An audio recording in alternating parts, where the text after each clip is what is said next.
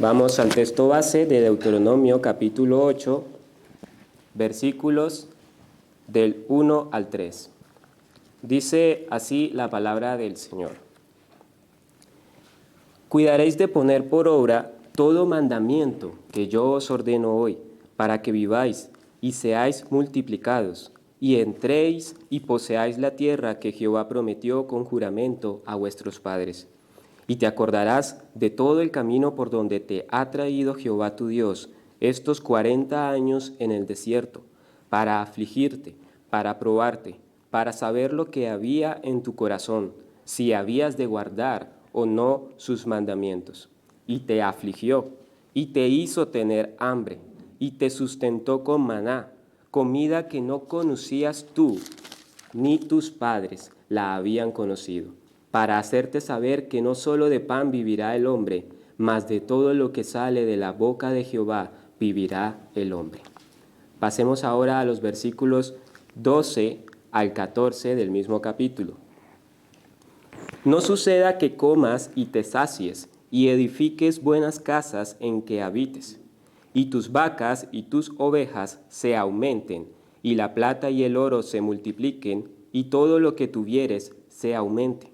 Y se enorgullezca tu corazón, y te olvides de Jehová tu Dios, que te sacó de tierra de Egipto, de casa de servidumbre. El tema de este sermón es sobre la meditación del peregrinaje cristiano en el desierto mundano y la divina providencia en él para el oportuno socorro.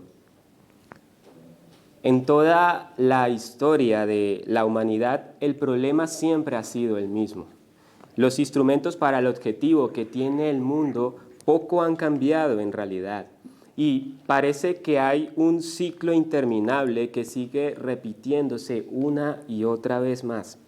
Pero ¿de qué estoy hablando? Estoy hablando de la filosofía de la vida, más concretamente de la filosofía del mundo. Y es que aunque varíen matices, es verdad, varíen matices, el mensaje no ha cambiado. Comamos y bebamos, que mañana moriremos. Comamos y bebamos, que mañana moriremos. Así vemos que lo que el profeta Isaías amonestó en la antigüedad de la nación israelita, Pablo utiliza la misma frase como objeto de reprensión en el contexto de su época pagana. Asimismo, hoy en el mundo contemporáneo la vemos como emblema en las personas que deciden rechazar las verdades eternas de Dios y deciden más bien adherirse al disfrute y los placeres del pecado. Sin embargo, así como aquella frase invita a ceder ante los placeres mundanos como la respuesta al problema que se presenta, que es el fin de la vida, es decir, la muerte, también demuestra la desesperación humana por alcanzar su felicidad y no poder estar satisfecho realmente con sus acciones. Todo esto es importante mencionarlo porque debemos definir y debemos contrastar la filosofía mundana con la doctrina y el credo cristiano, para presentar con esto una sólida defensa de la fe, mantenernos firmes frente a las acechanzas y el poder del maligno que nos asedia y que no nos dejará tranquilos hasta vernos totalmente derrotados. Por eso, en este momento se hablará del peregrinaje cristiano en el desierto mundano, tomando los pasajes que ya hemos leído y los trasfondos que de ellos se evidencian. Así el cristiano tiene su travesía por este mundo como si caminara por un desierto lleno de pruebas, lleno de sufrimiento, así tal cual le ocurrió a la nación de Israel. Para la Iglesia de Cristo, su peregrinaje en este mundo conlleva persecución y aflicción temporales. Tal cual podemos ver en la historia de la Iglesia primitiva, con las 10 persecuciones de parte del Imperio Romano, como así también podemos ver las aflicciones personales de cada cristiano en su vida, sea pobreza, sea quebranto de salud, sea conflictos familiares o sociales.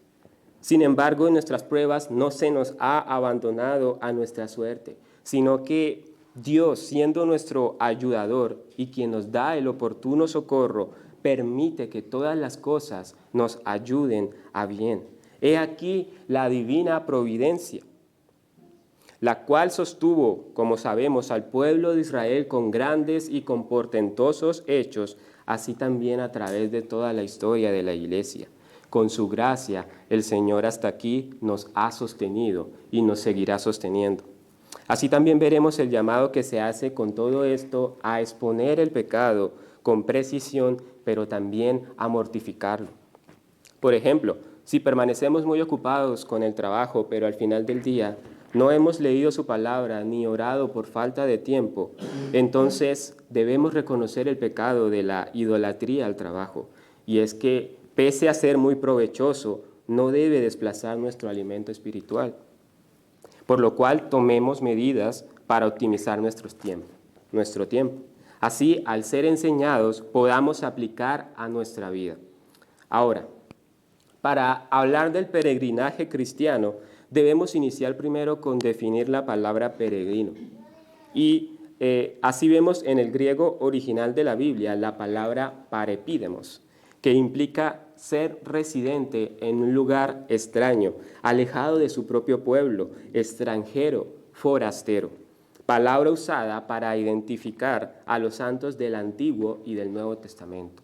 Palabra para identificar a los cristianos, a nosotros. Es de este concepto que partimos hacia el contexto de los pasajes que ya hemos leído, donde podemos ver qué circunstancias, hechos y mandatos son para nuestra enseñanza en nuestra vida actual como peregrinos en este mundo. Hablaremos entonces de 3 elementos principales que integran el peregrinaje cristiano. Y estos son la prueba, la divina providencia y el pecado que nos asedia. 3 elementos: la prueba, la divina providencia y el pecado que nos asedia. Veamos en primer lugar la prueba. El verso 2 del capítulo 8 dice: y te acordarás de todo el camino por donde te ha traído Jehová tu Dios estos 40 años en el desierto, para afligirte, para probarte, para saber lo que había en tu corazón, si habías de guardar o no sus mandamientos. Esto es lo que dice el versículo 2. La palabra prueba en el griego original de la Biblia implica examinar algo para demostrar su autenticidad, para demostrar su valor. Es la prueba entonces una compañera de milicia en el peregrinaje cristiano y el medio por el cual Dios examina al cristiano, y como en la purificación de la plata o del oro, también por el cual va quitando de él las impurezas. Como menciona el versículo 2, que ya hemos visto, es Dios quien la permite para saber lo que hay en el corazón, como dice, si hemos de guardar o no sus mandamientos. Decimos que somos hijos de Dios, decimos que Dios es nuestro Señor. Pues bien, demostramos quién es nuestro Señor en la forma en la que respondemos a las dificultades. Como menciona 1 Pedro 1:7, para que sometida a prueba vuestra fe, mucho más preciosa que el oro, el cual aunque perecedero se prueba con fuego, sea hallada en alabanza, gloria y honra cuando sea manifestado Jesucristo. Es por tanto, mis hermanos, la prueba un medio por el cual honramos a Cristo, cuando por ella nos ejercitamos para la piedad y alcanzamos así una mayor madurez espiritual. No podemos quedarnos en un estado inicial, debemos alcanzar la madurez espiritual. Santiago 1:4 dice, para que seáis perfectos y cabales. Así estamos llamados como Job, quien haciendo lo recto le sobrevinieron grandes males, perdiendo sus bienes materiales, sus hijos y siendo quebrantada grandemente su salud. Así estamos llamados nosotros, que pese a las circunstancias, a no maldecir a Dios, ni injuriarle, dadas las circunstancias incomprensibles para nosotros a simple vista, sino que a santificar al Señor en nuestros corazones y decir, Jehová Dios, Jehová dio y Jehová quitó. Sea el nombre de Jehová bendito. Si todo está bajo su soberanía y Él entonces es mi amado Padre quien me guarda del mal, entonces no tengo de qué quejarme, sino antes serle agradecido pese a las circunstancias. Pero, ¿qué más permite la prueba sino la oportunidad de acercarnos más a Dios y alejarnos del camino de la autosuficiencia y del materialismo, porque no solo de pan vivirá el hombre, mas de todo lo que sale de la boca de Jehová vivirá el hombre. Eso lo podemos ver en el versículo 3. Así podemos ver que no sirve solamente saciar nuestras necesidades físicas y materiales, sino somos alimentados por la palabra de Dios y quebrantados por ella. Por eso también se nos dice en Mateo 6:33, mas buscad primeramente el reino de Dios y su justicia, y todas estas cosas os serán añadidas. Llamándonos con esto a no enredarnos solamente en los afanes materiales, sino tanto más que el afán que tengamos sea por llevar una vida irreprensible y ejercitada por la piedad. Que ese sea nuestro principal afán. Entonces, mis hermanos, la prueba es útil para reconducirnos nuevamente por el camino correcto al habernos desviado. Es así que una prueba puede sobrevenir cuando tienes un corazón orgulloso de tus méritos personales, pero de repente experimentas tu salud quebrantada y comienza a constituirse tu aguijón en la carne, como le ocurrió al apóstol Pablo. O de pronto, cuando más diligentemente has guardado la palabra de Dios, de repente te sobreviene una pérdida familiar o un conflicto familiar muy severo, que hará que dudes sobre tu misma fe. O también, sin darte cuenta de la gravedad de tu pecado con el cual estás conviviendo, sobrevenga la severa disciplina de Dios para reconducirte ¿a qué? Al arrepentimiento y mejorar tu comunión con Él. Pidámosle a Dios que nuestras pruebas nos conduzcan al arrepentimiento, a una ferviente oración y a una adoración genuina, y no sea para que se endurezca nuestro corazón y seamos rebeldes a nuestro Padre Celestial, tal como le aconteció a Israel, de lo cual nosotros no tenemos de qué jactarnos en realidad. He aquí la necesidad de la prueba para humillarnos ante Dios y aplacar así nuestro orgullo. He de allí esa necesidad de esta prueba. Con todo esto, aquí podríamos también preguntar, ¿de qué sirve solamente alcanzar el éxito personal y material si no hemos hecho tesoros en el cielo? Como dijo nuestro Señor, haced tesoros en el cielo. Si no somos siervos abnegados de nuestro Padre Celestial, si solo nos constituimos oidores dominicales, pero no prestamos un servicio cristiano tal cual se nos demanda, que inicia primero por una adoración consciente y una oración sin cesar. Vamos ahora al segundo punto, que trata sobre la divina providencia. Miremos el versículo 7 del capítulo 8, que dice, porque Jehová tu Dios te introduce en la buena tierra, tierra de arroyos, de aguas, de fuentes y de manantiales que brotan en vegas y montes. Nótese lo que dice al inicio, porque Jehová tu Dios te introduce, te introduce. Y ahora veamos el versículo 18. Sino acuérdate de Jehová tu Dios, porque Él te da el poder para hacer las riquezas, a fin de confirmar su pacto que juró a tus padres como en este día. Nótese también lo que dice, porque Él te da el poder de hacer las riquezas. Con esto quiero mencionar que no estamos abandonados a nuestra propia suerte en este peregrinaje terrenal. Tenemos pruebas, pero no estamos abandonados a nuestra suerte. Porque así como Israel fue guiado y cuidado por la mano del Señor, así también nosotros estamos cubiertos bajo sus alas, en su cuidado paternal que satisface las necesidades físicas, pero así también, muy importante, las espirituales. Por eso el Señor Jesucristo en Mateo 6 habla en contra de afanarnos en esta vida por los bienes materiales. Esto no quiere decir que no seamos responsables en tener todo lo necesario para nosotros y todo lo necesario para los nuestros. Lo que quiere decir es que pongamos primero el reino de Dios y su justicia. Entonces, si hemos padecido malestar físico y emocional por dificultades económicas y materiales, nunca debemos dejar de descargar ese malestar en oración a nuestro Padre. No debemos dejar de cesar en oración y debemos gozarnos en Él, teniendo en cuenta que como Él quita, Él también da. Teniendo en cuenta que Él es poderoso para otorgarlo y no ignora el malestar. Permitirá cada circunstancia para nuestro bien. Pero aquí Satanás atacará con todo su arsenal. Atacará con todo su arsenal para que, como a Job, nos sean dadas las oportunidades para injuriar y quejarnos contra Dios.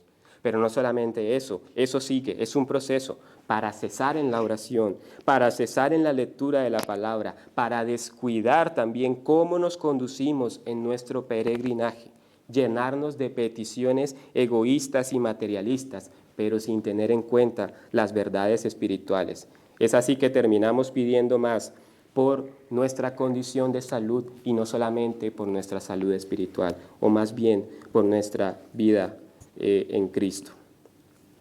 Y no solamente eso, sino que podemos seguir en otros caminos alternativos y pecaminosos en los cuales Dios no nos ha llamado, sino que es nuestro adversario el diablo el que ha llamado a caer allí.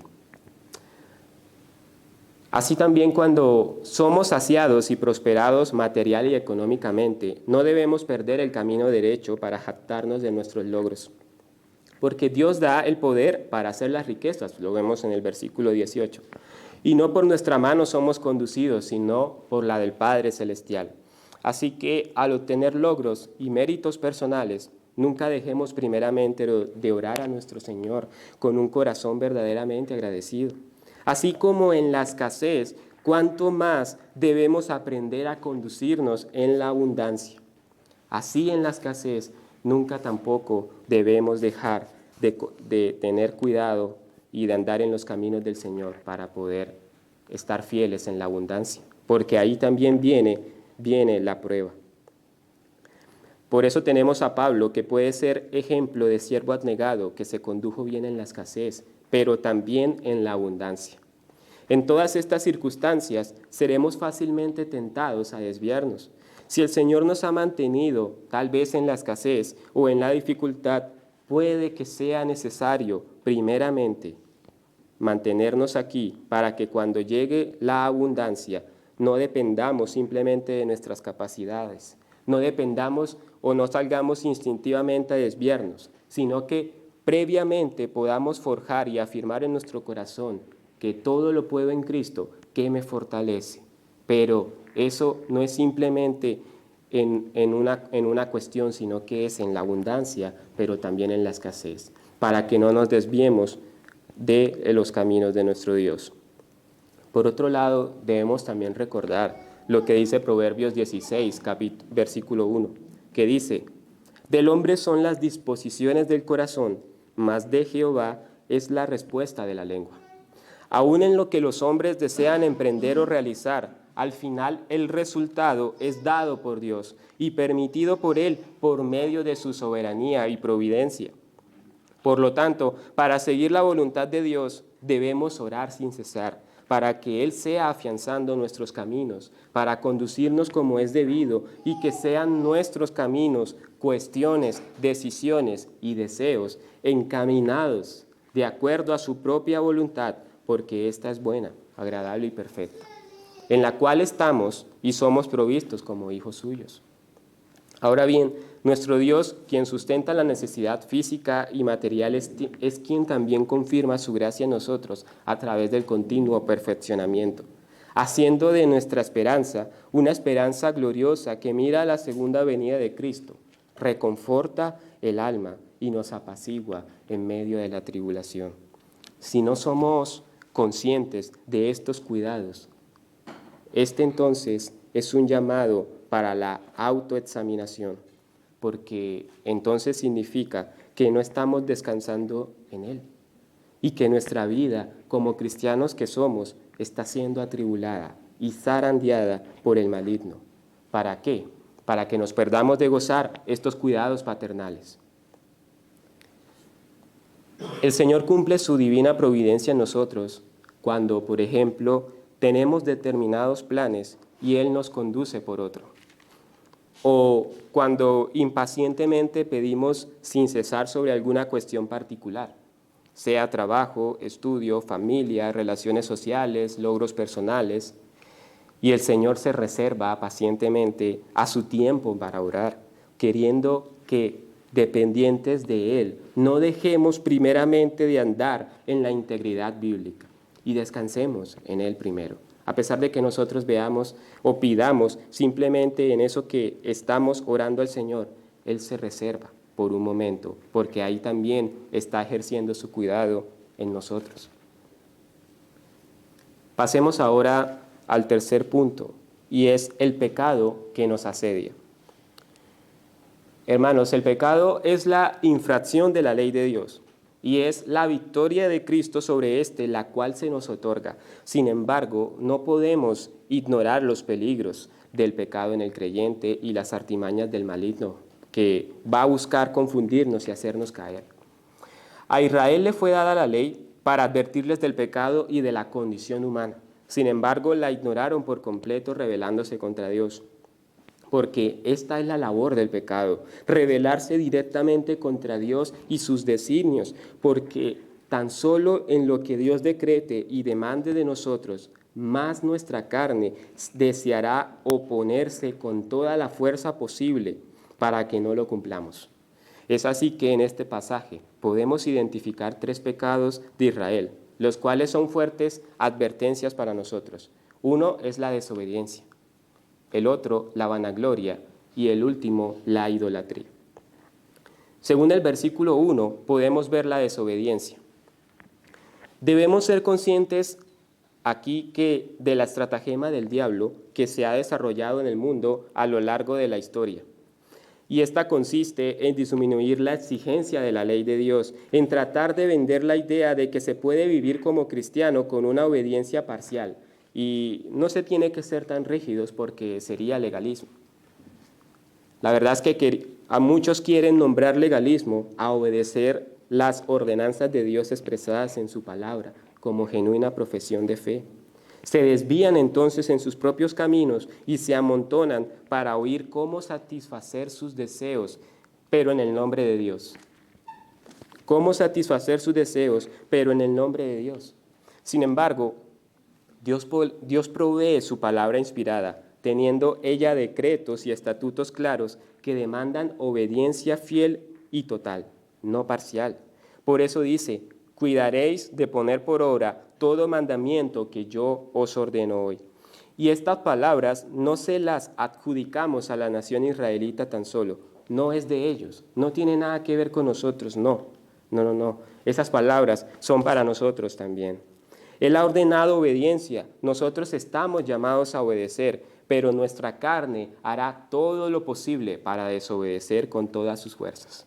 Sin embargo, nuestro Señor Jesús es claro en Juan 14:23, que dice: el que me ama, mi palabra guardará. Pero, ¿qué implica este guardar? Implica atesorar para poner como objetivo primordial.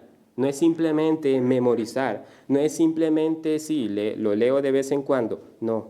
Implica tener un objetivo primordial y por tanto cumplir.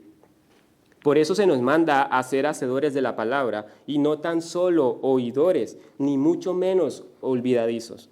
Aquí entonces debemos preguntarnos con sinceridad y delante de Dios: ¿soy un hacedor, un oidor solamente o uno olvidadizo?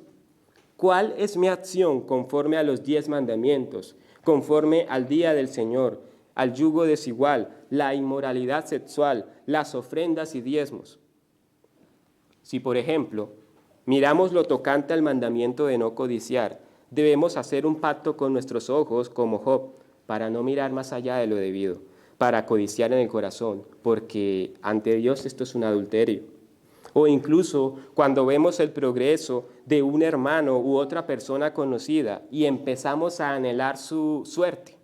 Descontentos con lo nuestro, envidiamos su condición en vez de alegrarnos por su progreso, lo que ante Dios se constituye ingratitud y falta de amor contra el prójimo. He allí esto que estamos comentando. Pasemos ahora al segundo pecado, la vanagloria. Miremos lo que dice el versículo 17. Y digas en tu corazón, mi poder y la fuerza de mi mano me han traído esta riqueza. Con el hecho de que tan solo tengamos la oportunidad para jactarnos, instintivamente lo haremos. Aunque, bueno, la verdad es que algunos sin tener la oportunidad, de igual forma lo harán. En cuanto a la palabra vanagloria, en la Biblia significa gloria vacía y hace referencia al concepto que uno mismo tiene de sí. Es el propio orgullo de uno mismo, el cual ante Dios no tiene sentido, porque no tenemos de qué jactarnos ante Él ni tampoco ante los demás, porque ante el éxito personal y material seremos fácilmente inducidos a gloriarnos nosotros mismos por lo que hemos logrado, pero sin tener en cuenta a Dios, ni serles agradecidos, ni serle agradecidos. Sin embargo, sea lo que tengamos, sabemos que todo es de Dios, pero no basta con solo orar con una frase dando gracias. No es simplemente dando gracias a Dios. Se trata de reconocer quién nos ha traído hasta aquí, de quién es el brazo fuerte que nos ha sostenido, de mirar atrás lo que el Señor ha hecho por nosotros, de recordar ese pasado de lo que Dios ha hecho por nosotros y ser conscientes de que sin Él no hubiéramos podido. Así como a la nación de Israel Dios les invita a mirar atrás, así también nosotros debemos hacerlo y mirar la gracia de Dios en nosotros, que nos ha provisto, no solamente materialmente, sino espiritualmente. Empezando por la victoria ante el pecado y el diablo por medio de Jesucristo, la salvación también el sostén económico, material y de salud que nos ha otorgado. Porque si no reconocemos al Señor en nuestros caminos, no nos quedaremos ahí. Si no lo reconocemos a Él, nos reconoceremos a nosotros mismos, dando crédito a nuestro esfuerzo solamente y con esto desviándonos en la obediencia y en la verdadera adoración. Será un pecado que avance y debilite nuestra espiritualidad y desvíe nuestra mente a otro tipo de filosofías humanistas centradas en el egocentrismo y centradas en el yo. Y en la propia también rebeldía a nuestro Dios, porque una vez demos créditos a nuestras obras en el corazón, entonces aquí viene más y más problemas, porque ya no desearemos obedecer a Dios, porque sentiremos el deseo de satisfacer nuestras exigencias y no el de humillarnos ante Dios. Atrás quedaría el humillarnos ante Dios, sino que quisiéramos satisfacer nuestros propios deseos. Así, por tanto, si viene la exhortación o la amonestación de parte de Dios a través de su palabra o a través del pastor, haremos caso omiso. Haremos caso omiso ante estas y reaccionaremos con desprecio o ignoraremos la importancia de esta llamada de atención. Asimismo, hermanos, aplacar el orgullo implica que si mi salud está deteriorada o mi condición económica está quebrantada, entonces no debo andar con exigencias a Dios como si fuera un cumplidor de deseos solamente, sino que como un hijo a su padre debo rogarle que si es su voluntad, pase de mí esta copa, pero no sea la mía, sino la suya. Es así que, como el Señor dejó su ejemplo antes de su muerte, debo pedir que sea su voluntad y no la mía, porque Él es mi Señor y no es al revés. Aquí es donde todas las cosas ayudan a bien a los que le aman. Sabemos el versículo, pero ¿cómo le aplicamos a nuestra vida? ¿Cómo lo aplicamos en estas circunstancias? Pasemos ahora al último pecado que vemos en el pasaje, la idolatría. El versículo 19 del capítulo 8 dice: Mas si llegares a olvidarte de Jehová tu Dios, y anduvieres en pos de dioses ajenos, y les sirvieres y a ellos te inclinares, yo lo afirmo hoy contra vosotros, que de cierto pereceréis. Anduviereis en pos de dioses ajenos. En nuestra época actual como cristianos debemos ser conscientes de que la idolatría no consiste tan solo en rendir pleitesía a figuras talladas o esculpidas, como ocurre en la iglesia de Roma.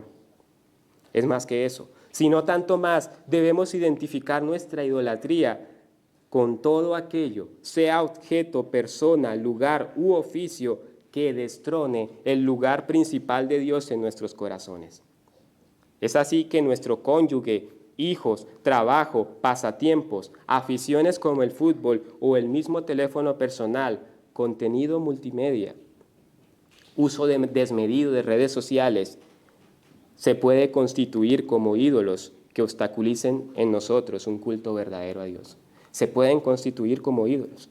Es fácil rendirse ante el placer de estos aspectos y por cumplir las ordenanzas de nuestro Dios. Es fácil rendirse y derivar a segundo plano el esfuerzo constante de cumplir a Dios. Es el pecado en general y entre ellos el de la idolatría que se presenta como codiciable y pretende poco a poco disminuir la exigencia que Dios determina cuando dice en Éxodo 23, no tendrás dioses ajenos delante de mí. Poco a poco el pecado se va haciendo más codiciable en nosotros para que ese mandato vaya perdiendo importancia en nosotros.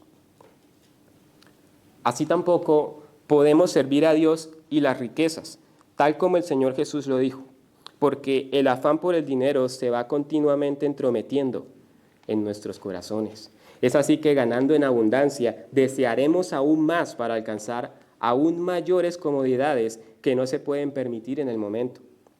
O aún en la escasez nos hará caer en deudas o mayores apuros económicos por falta de sabiduría y prudencia. Así, en consecuencia, en el culto del día del Señor, ¿qué pasaría? Podrá incomodarnos o disgustarnos tener que ofrendar o diezmar de lo que Dios mismo nos ha concedido y desearemos sustraer de ello o robarle a Dios, creyendo que lo que tenemos es simplemente nuestro. Pero Dios dice en Malaquías 3:8, vosotros me habéis robado en vuestros diezmos y ofrendas. Con todo esto, estamos llamados a ejercitarnos para la piedad, en el discernimiento del bien y del mal, con el uso adecuado de nuestros sentidos. Lo que dice Hebreos 5:14. Este es el principio de la madurez cristiana a la cual estamos llamados, para que asistidos por el Espíritu Santo podamos enfrentar las acechanzas del diablo y las propias tentaciones de nuestra propia carne que emanan en oposición al Espíritu Santo. Así haremos frente a la desobediencia, la vanagloria e idolatría.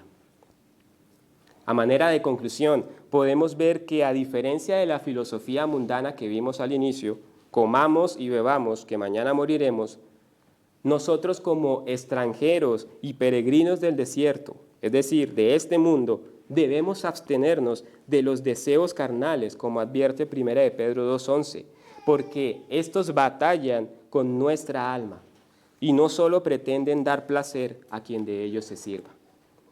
Para el cristiano, la doctrina bíblica afirma que una vez Cristo viene a nosotros, el pecado lucha contra nosotros, pero la victoria contra el pecado y el diablo ya ha sido decretada por la obra de Cristo, para que seamos así muertos al pecado, para que prosigamos a la meta de nuestro supremo llamamiento, como dice el apóstol Pablo, y para que alcancemos la madurez espiritual, pese a las persecuciones que el mundo y Satanás puedan darnos. Tengamos en cuenta que esta tribulación solamente será momentánea a comparación de la eternidad gloriosa que nos espera en Cristo.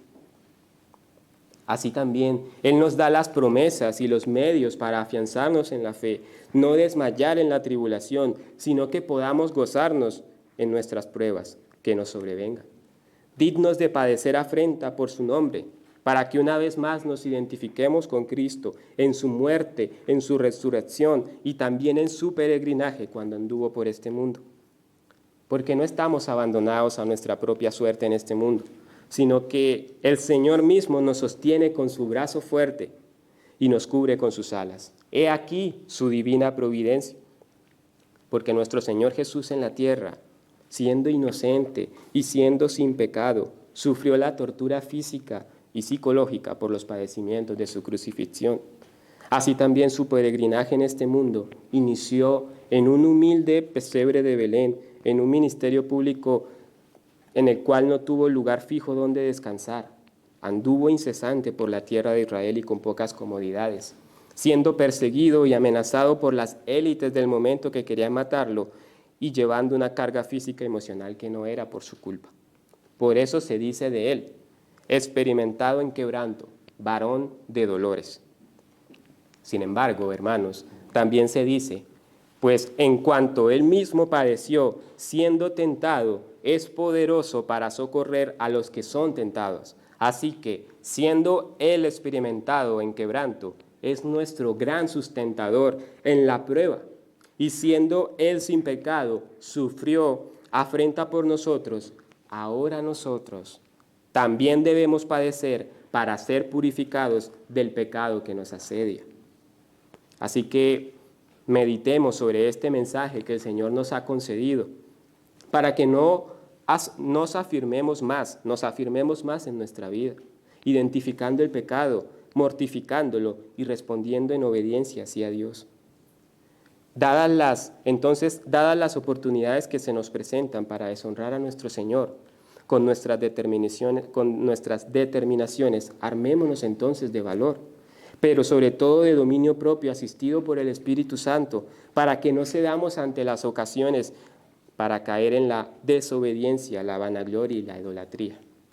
Esforcémonos, porque delante está nuestro Dios que nos acompañará en cada paso del camino y de este peregrinaje.